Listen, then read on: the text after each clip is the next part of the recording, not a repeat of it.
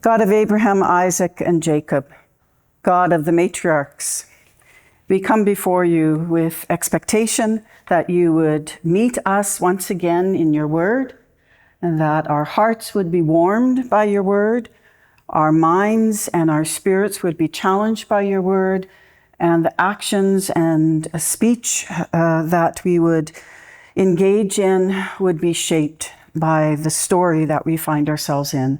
This we ask in Christ's name. Amen. Well, it's good to have you here. And if you were here with us a few weeks back, we did Genesis 1 through 11 in like a whirlwind of 50 minutes. And we're going to do Exodus 1 through 19. So we're going to get from slavery to the mountain in about the same time. There'll be lots of time for Q&A at the end. So jot questions down and we'll see what we can do with them. So I've titled this Redemption and Response. And when we open the page of the book of Exodus, we realize right away that we are entering a story that's already in progress. And there are several cues right off the hop that say, look back and review the book of Genesis. So it talks about the Israelites or the sons of Israel. Well, who are they? You have to go back to the book of Genesis to find that out. We see that it talks about the descendants of Jacob coming down, and they've come down to Egypt, and there's 70 of them that came down with Jacob. Well, that's a reference right back to, there's a verse in Genesis 46 that tells us that there were 70 of them that went down. It talks about Joseph and all his brothers. Who the heck is that? Well, you have to go back to the book of Genesis. So right as we turn the page into Exodus, we realize that we've entered a story that is already in progress. And it is a story that is different than the kind of reportage that we might expect from a history book today. I think this is telling us of events that did happen in history, but like all history telling, it is selective. Even today, history telling is selective. But this history telling is also told as a narrative. It's not just a listing of the facts. It tells us in a wonderful story that has characters that are shaped by the author for us, and we get a sense of who they are. It's not necessarily always chronological. It sometimes uses hyperbole, says a little bit more than the actual facts. And all of that is in service of the main point of these stories, Genesis and Exodus and all the rest of Scripture, is that it is a story that is absolutely committed to tell a theological truth. And the theological truth of this story, everything else is in service to that. This is a kind of storytelling that we encountered in Genesis, and it's a kind that we see here as well. Who is this God that we're going to encounter here? How has he changed from what we saw or grown in our understanding from what we saw in Genesis? What's going to happen with this bad news story that very quickly develops in Exodus chapter 1? And what is God going to do about it? This is a kind of story that we encounter here. And just a few verses into this story, we are presented with a problem. And the problem is that the Pharaoh that had invited all the Israelites to come down in a time of famine and stay in Egypt has died. And the new Pharaoh doesn't like the Israelites. And they have multiplied, kind of like in Genesis where they were told, be fruitful and multiply. That's exactly what they've been doing down here in Egypt. And this new Pharaoh, as we heard in Susie's wonderful sermon on Sunday, did not like them. He was in dread of them. And he started fabricating half-truths and several lies about the Israelites so that he could urge his people to get rid of them, to speak ill of them, to make their lives difficult. And when we see what the Pharaoh is doing, we see that he is a past master at using power in an exploitative way. The very first thing that he wants to do, because he's so afraid of these growing Israelite community, is that he creates an us-them mentality. They're bad guys. They're going to fight against us if there's ever a war. We can't trust them. And once you set a group outside of sort of the accepted limits of they're not really part of polite society, then you can start increasing the kinds of lies that you tell about them, and you can increase the kind of punitive action against them. And that is exactly what happens next. This abuse of power is then in verses 15 through 21 going to be expressed in very selective birthing practices. And he says to the two the midwives, Puah and Shiphrah, notice that they're named. The great Pharaoh is not. It's kind of a way that the story is laughing out the side of their mouth at the great Pharaoh. He's not even named. That's one of the techniques of Hebrew narrative.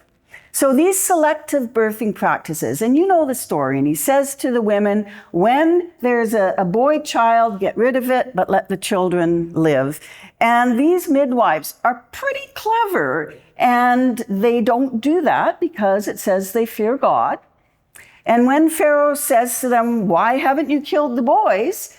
They say, oh, well, you know, the Hebrew women are so strong and they just pop those babies out. And by the time we get there, the boys can't do anything.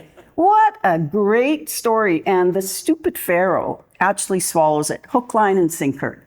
It's another way the narrative is saying, stupid Pharaoh. He thinks he's so powerful, he's going to learn who really has the power.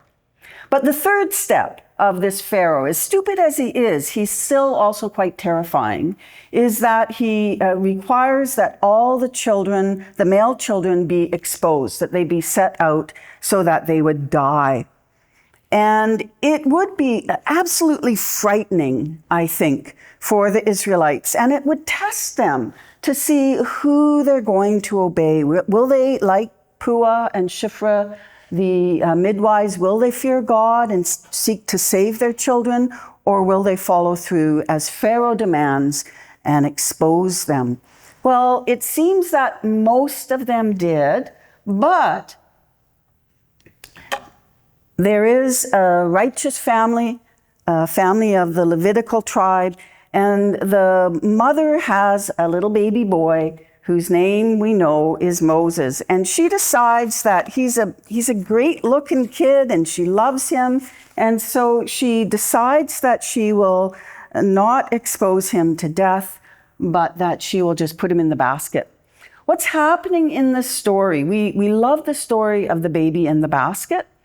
The Hebrew narrative is actually using some ideas that are in some Egyptian stories of a deity who, to hide him from another deity who wanted to kill him, this deity as a baby is put in a basket and set out in the Nile.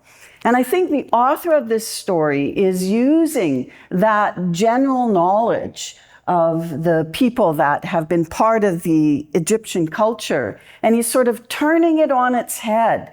And he's saying, I'm going to use elements of that story as I tell my story to again show how powerless the Egyptian Pharaoh actually is. It's quite an unexpected solution to the problem that the Pharaoh has posed for the Israelites. And the solution is not just that Moses is set out, but that someone from Pharaoh's own family sees the child and basically adopts a child so that Moses' mother gets to nurse the child. And she does this right under Pharaoh's nose. And Pharaoh just seems totally oblivious. So it's a very unexpected way for the story to move forward. Not only because it's happening right under Pharaoh's nose and Pharaoh just doesn't have a clue, not only because it utilizes Pharaoh's own daughter to adopt and look after this child, but that it happens through the agency of women. And women in the ancient world often did not have this kind of agency, especially against exploitive power. And yet here we have a mother and her daughter who's keeping an eye out for Moses, the Hebrew midwives, and Pharaoh and Pharaoh's daughter and Pharaoh's daughter's servant. 6 women joining together for the sake of life. And this unexpected venue of powerless women, they're just women, the ancient world would say, they together work towards life. And it's going to be not just life for Moses, but it will be life for the Israelites as well. Now, Moses is, as you know, he is adopted into Pharaoh's household through Pharaoh's very own daughter, but the Israelites continue to suffer. And they are put to very harsh labor. And it's so bad that eventually, you wonder why it took them so long, but eventually they cry out to God. And redemption begins. They groaned in their slavery. They cried out, and their cry for help because of their slavery went up to God. And he heard their groaning, and he remembered his covenant. It's not that he'd forgotten. This is the kind of memory where the cry comes to his ears and he hears it, and his remembrance is he's reaching out to do something about it. It's the same kind of concept when Noah was in the ark. You might remember that when we talked about it. And in the middle of the raging storm, Noah in the ark cries out to God, and the text says, and God remembered Noah. And that means he heard, he received the cry, and he turned towards him in attentiveness and with a plan for salvation. And that's what we mean when we say God remembered. This means he turns towards the Israelites with attention and with power. And he does this not just because he's a great guy, which he is, but because of his covenant with Abraham, with Isaac, and Jacob. This is a covenant that we found in our last session that starts in Genesis chapter 12, and it's really the engine which is going to drive the whole narrative forward. Because God had made a promise to Abraham and to his descendants to be their God, to be with them, to protect them, when Israel cries out to God in the midst of slavery, from a place of utter despair and a place of utter helplessness, under the thumb of Egypt, God remembers his covenant, and he, remembering, turns towards them and moves to help the Israelites. If Pharaoh was the one who was using exploitive power and he thought he had power in his pocket, the story is going to turn him on his head from now on in. To prepare for that, God calls to Moses from the burning bush, "Come and meet me." And in this burning bush encounter in Exodus 3 and 4, we see 2 things that are inextricably intertwined. One is we see a God who is a reality, a living God. And as that living God, he is a God who acts. And in the account in Exodus 3 and 4, these 2 things dovetail one with another. So God is. He introduces himself to Moses and he says, "I am the God of your father." This sets out the fact that God is a relational God. He is one who wants to be in relationship with people and with their descendants. He is the kind of God who commits to relationship and doesn't let go. He says to Moses, "I am the God of Abraham, Isaac, and Jacob." This reminds us again of the great promise that he made to Abraham, that he would be his God, he would make his descendants numerous, and that God would always act on behalf of the Israelites. Why? for the sake of the world. The Abrahamic covenant is for the sake of the world, that all the nations would be blessed through the promises and commitment that God makes to Abraham. Thirdly, in this passage, God says to Moses, I am with you. We hear that and we don't think much of it. We talk to God every day, we come to church, we have a sense of the Spirit's presence here.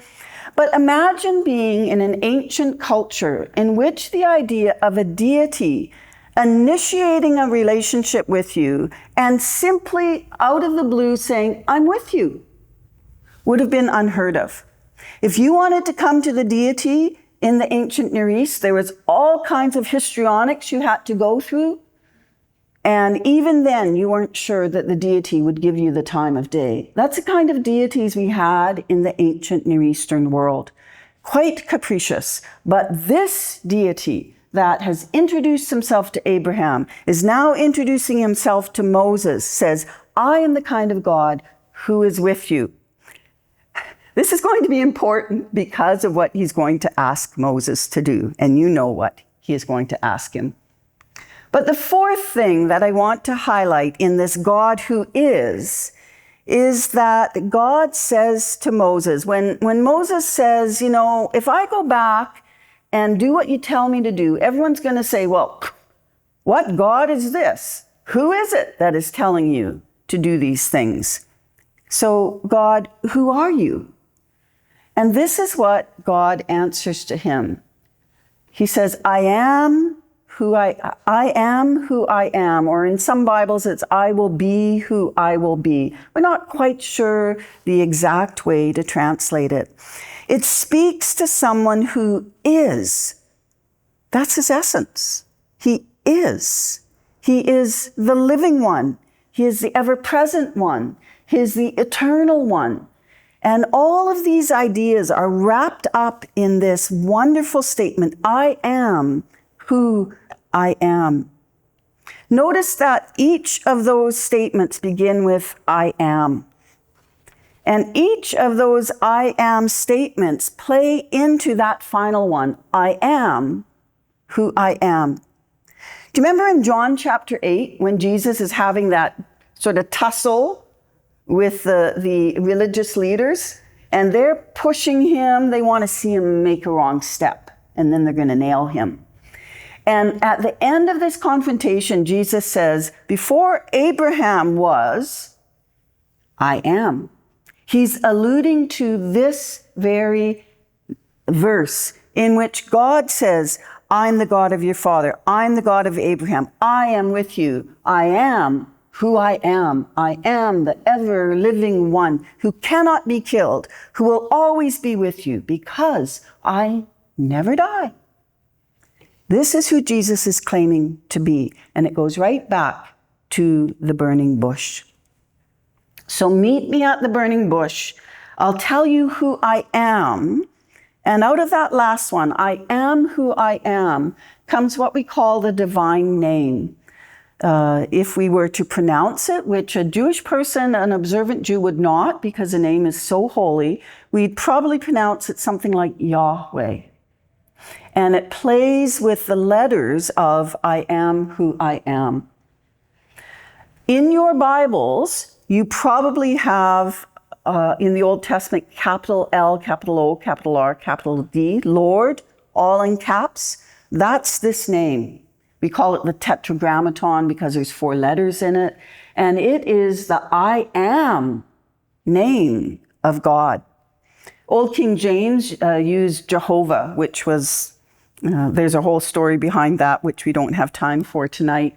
But wherever you see that, that's the name that God revealed to Moses in the midst of the burning bush on this holy, sacred ground where Moses is going to be commissioned, because not only is God the God who is, but he is the God who acts. And those two things, who he is and what he does, are combined together and cannot be separated. Because he is the God who is, he is going to do what he's now saying to Moses. He says, I am, and therefore I am coming down to rescue the Israelites. These are people who are under the thumb of oppressive power, for whom Pharaoh seems to be the be-all and the end-all. And God comes along and says, well, I am, not Pharaoh. And because I am going to rescue them. And he says, this is a kicker. I don't think Moses expected this. God says, I'm going to rescue them. And then he says, but guess what, Moses? I'm going to send you, and you're going to bring my people out. Moses is, I think, as many of us would have been quite happy for God to say, I'm going to go and rescue them, and I'm going to go and do some fireworks and, some woo stuff, and Pharaoh will just let everyone go. But God doesn't say that. He says to this 80-year-old guy who's been herding sheep in the backside of the desert, guess what? I'm going to rescue them, and you're going to go to Pharaoh, and you're going to tell him that. Now, how would you feel? If you thought retirement was going to be a nice, cushy thing without much stress, think again. And finally, God says, I am the God who is, and so I'm going to act because I promised to bring you up out of your misery. And the promise is one that he gave to Abraham long ago in Genesis chapter 15, that out of suffering in Egypt and slavery in Egypt, God was going to rescue a desperate, helpless, no account people because he had made a promise to do so. And the I am God would never, ever, ever go back on his promises. This is a God that is revealed to Moses at the burning bush, the one who is the ever-living, eternal God of all power, who commits himself to act for the sake of a people because of the promises that he'd made to Abraham, that he would bless Abraham and his descendants so that through them all the world would be blessed. Would you want to be in on that? Well, this is Moses. In that encounter in Exodus 3 and 4, Moses resists. When God says, I want you to go to Pharaoh and tell him to let my people go. And Moses first says, well, who am I that I could ever do that? And God says, I'll be with you. Relax. And then Moses sort of, well, who are you that you're sending me? And God says, well, I am. I am who I am. And Moses thinks about that. And then he says, well, what if they don't believe me? And God demonstrates his power. This is where Moses is told to throw his staff down and it becomes a snake, and put your hand in your cloak and it comes out leprous, and put it back and it comes, all to show again that God's power is going to be with Moses. Those 3 questions and answers aren't enough for Moses. He again steps back and says, well, God, I can't speak. And God again says, well, relax, I'll be with you. That's all you need to know. And finally, Moses, kind of following the protocol of messengers in the ancient Near East, they were allowed to say, I'm not going to go and bring the message. And that's what Moses says. Send someone else. And God actually gets a little perturbed with him because he has repeatedly said to Moses, I want to do this great thing, and I have power, and I will be with you, and you will exercise that power before Pharaoh. And so when Moses finally says, well, just send someone else, God says, no, you are going to go, and Aaron, your brother, is going to help you speak. So lots of questions. He ultimately declines. But finally, God says, look, you're the one I've chosen. You are well capable to do it because I am with you. And so Moses does. He sort of knuckles under and he goes. And off he goes back to Egypt. He has been away for about 40 years. He's been a sheep herder somewhere in the Sinai, and he goes back. Would his family really recognize him? Would the people remember him? Would they attend to him? So I understand his objections, but God says, I will be with you, so go. From there, you know what happens next, and it is all these interactions with Pharaoh. There are 9 plagues that are visited upon Pharaoh and his people. And the Israelites, many of them do not affect the Israelites. So there's 9 plagues. And then there's a 10th one, which we'll talk about in a moment. These plagues, as they are presented to us in the narrative, are presented with quite a pattern. And I think that was a way for the ancient people. They had to get through 9 plagues. And it could be pretty boring if you said, plague 1, this happened, and the people did this. Plague 2, this happened, and the people did this. Plague 3, you'd get kind of bored. So one of the things that happens in Hebrew narrative and other ancient Near Eastern narratives is that they will arrange them in a very artistic fashion. And so the readers or the listeners, because often these were given orally, would capture the nuances of these sets. So 3 sets, 3 plagues in each set. The first in each set, so plague 1, water turning to blood, plague 4, the flies, and plague 7, the hail that destroys the crops, always begin with Moses appearing before Pharaoh in the morning at the river. And the plague happens, and Pharaoh still refuses to let them go.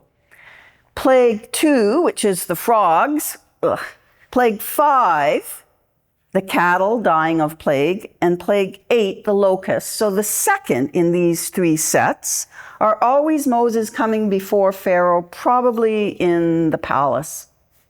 And the last of each of these 3 sets, so the mosquitoes or the gnats, the boils that cover man and beast, and the thick darkness that covers the land, there's no set location in which Moses and Pharaoh interact. They just happen.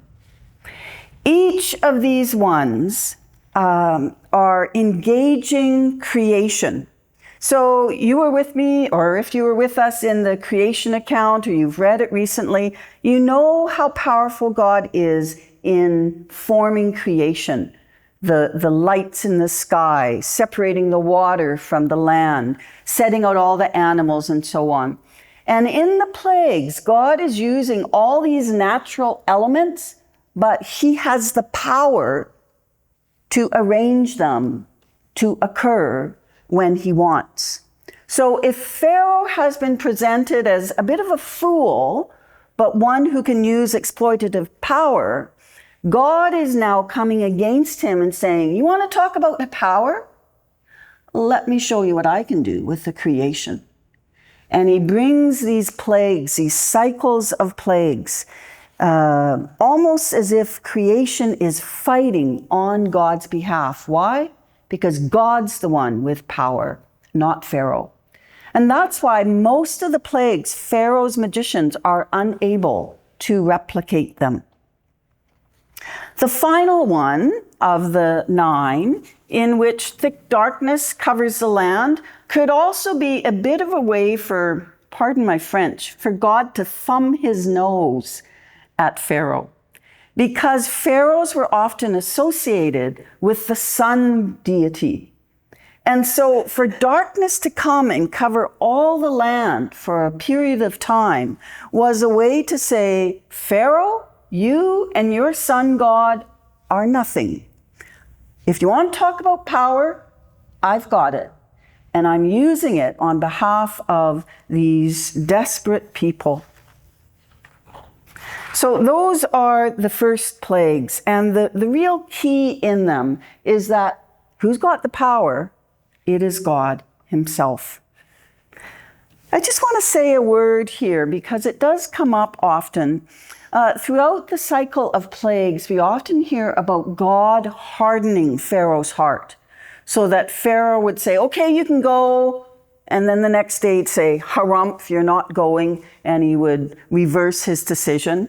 And that happens repeatedly, where it says that God hardened Pharaoh's heart. And sometimes we think, what a big meanie God is to do this to Pharaoh. But if we read the narrative carefully, we see that Pharaoh himself is repeatedly spoken of hardening his own heart. So there's this dual action going on where Pharaoh is showing himself hard-hearted. I am not going to let those people go, and you can't make me. And then God increasing that in him. There's a verse in the Psalms, Psalm 18. With the faithful, God shows himself faithful. With the blameless, he shows himself blameless. With the pure, God shows himself pure. But with the perverse, God shows himself crafty. I think that's kind of what's happening here, is God is meeting Pharaoh's own hardness of heart and allowing that to stew and to strengthen and to be even more convincing in Pharaoh's own heart, so that the result that God wants, which is ultimately to let the people go and for everyone to recognize who has orchestrated this, will take place. Additionally, if you go back to the very beginning of the story, this is the Pharaoh that set them to hard labor. This is the Pharaoh that said, let's limit their children. This is a Pharaoh that said, let's kill the baby boys. This is a Pharaoh that said, let's expose the children. This is a Pharaoh that later said, you can make bricks, but you can make them without straw. Is that not the very depiction of someone whose heart is already hard, determined against the people of God? And through the plagues, we see this hardness of heart calcifying and becoming even more determined. And God seems to allow that to happen, letting Pharaoh be who he is, so that ultimately God's people will be released and let go. The very last plague, so there's the 9 plagues. The last one in that set of 9 is darkness. And the very last one is what we speak of as the Passover. Moses in Exodus 11:12 warns Pharaoh ahead of time as to what's going to happen. If you don't let my people go, or God's people go, then all the firstborn in the land will die. The firstborn children and the firstborn of all cattle. And Pharaoh, having seen 9 instances of God's power, should know that this is an actual, real possibility. And Pharaoh says, no, you cannot go. And at this point, God says to the Israelites, I am going to pass over the land, and I want to make sure that you stay safe. So this is where they sacrifice the lamb and they put blood on the doorposts, so that when God passes over to kill all the firstborn, including the firstborn of Pharaoh, he will see the blood that is on the doorposts, and he will pass over the Israelites' homes. And this is exactly what happens. It's a horrible, tragic story that falls at the feet of this Pharaoh who absolutely refuses to see what has been happening before his very eyes through the first 9 plagues, and says, okay, God, I'm going to call your bluff here. Stupid, stupid move. Because he knows the power that God has, and he calls God's bluff. And God says, I will do what I have said I will do. And that is exactly what happens. What's interesting is that that story is not simply told as this happened and then that happened and then that happened and then that happened.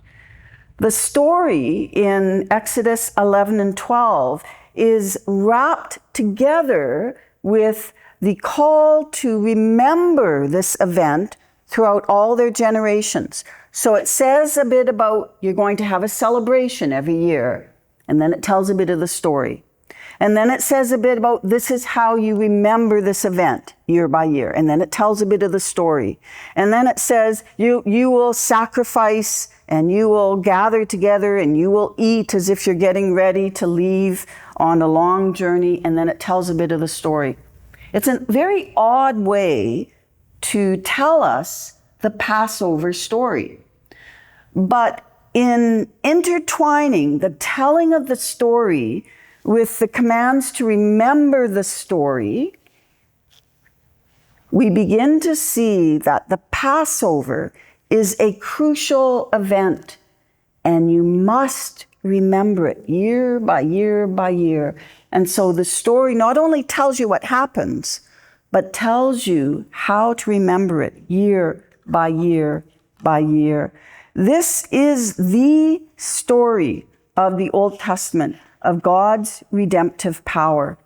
It is the story that forever after Israel will remember in the Passover celebration every year about how the lamb was slain and the blood of the lamb protected God's people, and through that redemption was found. In John's gospel, it connects the death of Jesus to the Passover celebration as a reminder that he actually is this Passover lamb, that within the Christian tradition, his blood has been applied to us. And we also are called to remember day after day, Sunday after Sunday in the Eucharist, year by year in the Easter remembrance. We, like Israel, are called to remember the great redemption event. And the New Testament likens the salvation through Christ with the Passover event. The great salvation of the Old Testament is this Passover and the Exodus out of Egypt. That is a type, a picture, if you will, ahead of time of the great redemption event of Christ, the Passover lamb, so that you and I are rescued out of the slavery of sin in all the Egypts that we have found ourselves, so that we might be brought through the waters of baptism, the Red Sea, and ultimately find our way in Christ to a land that has been promised to us. So for both the Old Testament people and the New Testament people, this is the central event. And forever after, in the Old Testament, they will always talk about God in two ways. One, he is a God of Abraham, Isaac, and Jacob, remembering the great promises made to Abraham.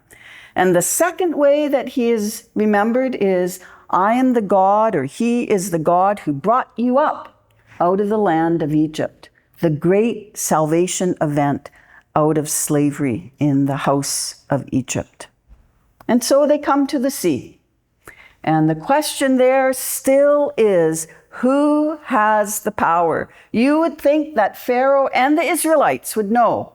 But no, they realize that Pharaoh is coming with his chariot army because he's had a change of heart yet again. Go figure. And they see him coming, and the sea's in front of them, and he's behind them, and the Israelites are scared spitless.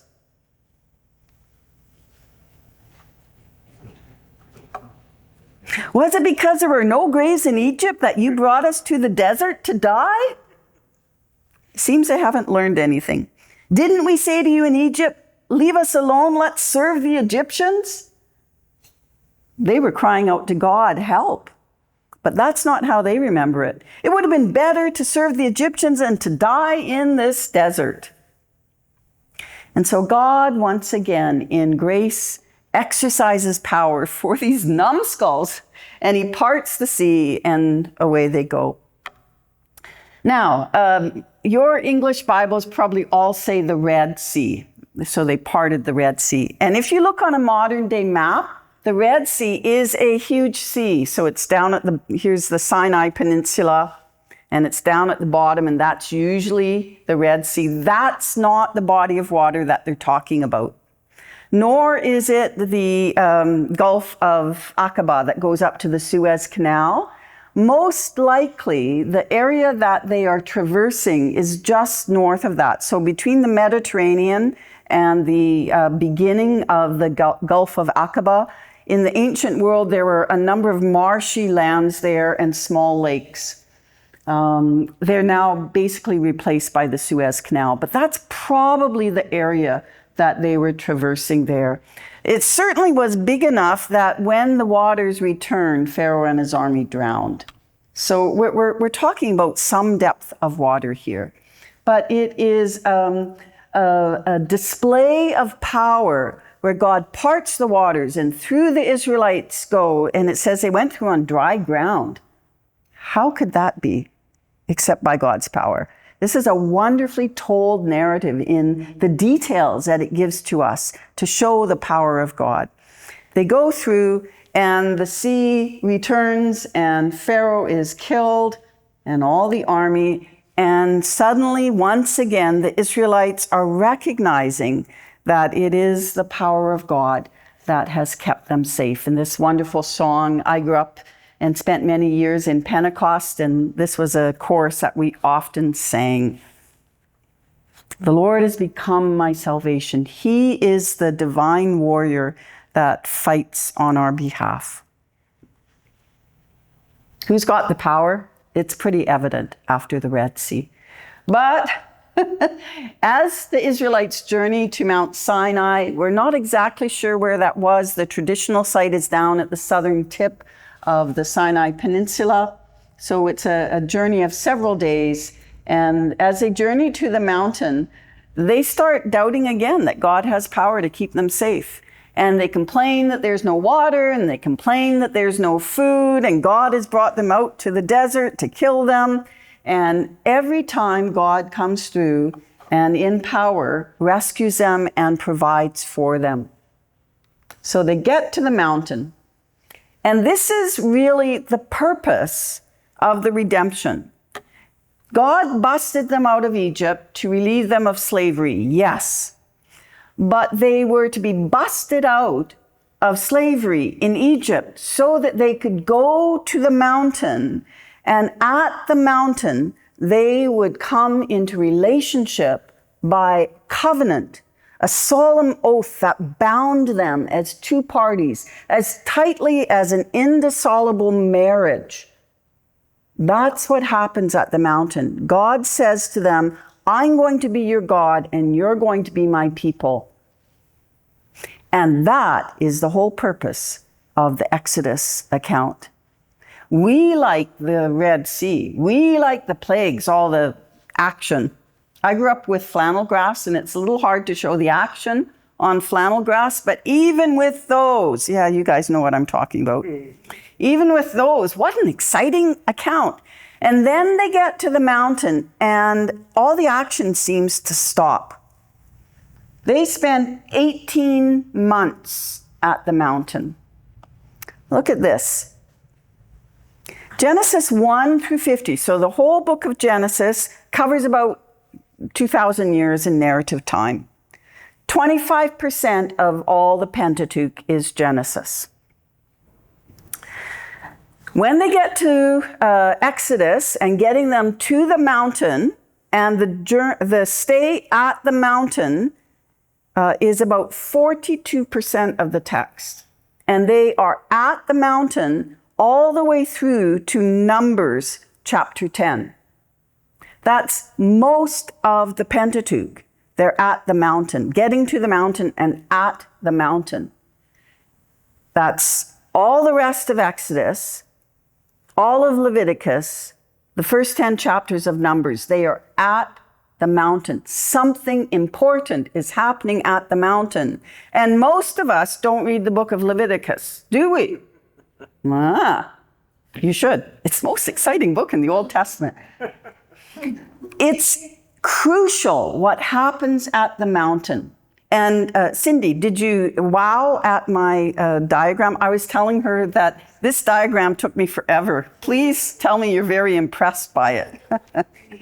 25% of the text before the mountain, 25% of the Pentateuch after the mountain, 50% of the Pentateuch, they're stuck at the mountain. What on earth is going on there? Well, this is what's going on. They enter into covenant where God irrevocably commits himself to this people as a nation. I will be your God and you will be my people. Through thick and thin, that's the relationship. Even when, as the prophets talk about it, the relationship is like a marriage and the woman in the marriage, Israel, is off having sex with all other deities, God is still, I am your God, you're my people, even though you're wayward. It is such a tight bond that God, who is and who can never die, who can never lie, commits himself to forever. He says, I'm going to make you a kingdom of priests and a holy nation. That's what happens at the mountain, where they're bound to God in this covenant. They do that so that knowing God and being in relationship to God, they can live their lives in such a way that all the nations would see and say, we want a piece of that. We want to know the God that you know. They're going to be a kingdom of priests, showing people who their God is. They're going to be a holy nation. That was what was to happen at Sinai. They are called to respond. I wish we had time just to spend on 19 and 20, but we're going to draw it to a close very quickly. In Exodus 19 and 20, Moses, it's quite hilarious. This 80-year-old man, he's going up and down the mountain, and the narrative talks about it several times, telling us that he is the go-between. He's the mediator. That's why it's doing that. It's telling us without having to say the words. Moses goes up and down because he's the go-between, the mediator. And the people want him to do that because they're actually a little terrified at the smoke and the flame that they see on the top of Mount Sinai, because God has come down on the mountain. And they want Moses to sort of negotiate this covenant, which he does, but then the people are called to respond, and they respond in the affirmative. Yes, we want you to be our God, and yes, we want to be your people. Yes, we want to be a kingdom of priests. Yes, we want to be a holy nation. And their response is to commit themselves to the covenant and to live as holy people, to live as people who worship God and God alone. This one who has shown himself to be the God of power, they're called now to worship. And all that 50% of the Pentateuch, when they're stuck at the mountain, God is saying, I really want to be in relationship with you. I want to live close with you. But I am a holy God, and you guys screw up an awful lot. So this is how we can make this work. And God gives them instruction on how to worship him, instruction on how to live as holy people. Remember that the nations around them were not living as holy people. So they were quite peculiar, the Israelites, in some of the things they did and didn't do, how they lived their family lives, how they lived their sex lives, how they lived their economic lives. All of these things were ways that they were living as God's people in ways that said, God, we so appreciate what you've done for us. It's quite a joy to live in ways that make you happy, that make you glad, that reflect who you are to the world around us. Sinai is where the people, over many, many chapters, are told by God how to live as his people. It's astounding because in the ancient world, deities typically didn't tell you how to live. But if you stepped out of line, they would zap you. But this deity wants to live in covenant with the people, in relationship with them, binds himself to them and says, now, this is how you can live in response. And it's a response of gratitude, isn't it? You rescued us when we had no hope. And now, with joy, we respond and live and worship in ways that reflect who you are and enable this relationship to be continued. But the sad thing is, and this is the rest of the story of the Old Testament, is that while God remains faithful and true to the covenant, I am your God, you are my people. The problem is that the people always have the challenge of remembering and responding. And very often they both forget to remember who God is and how he has rescued them from slavery and degradation, and they forget to respond with lives of gratitude that reflect the character of God.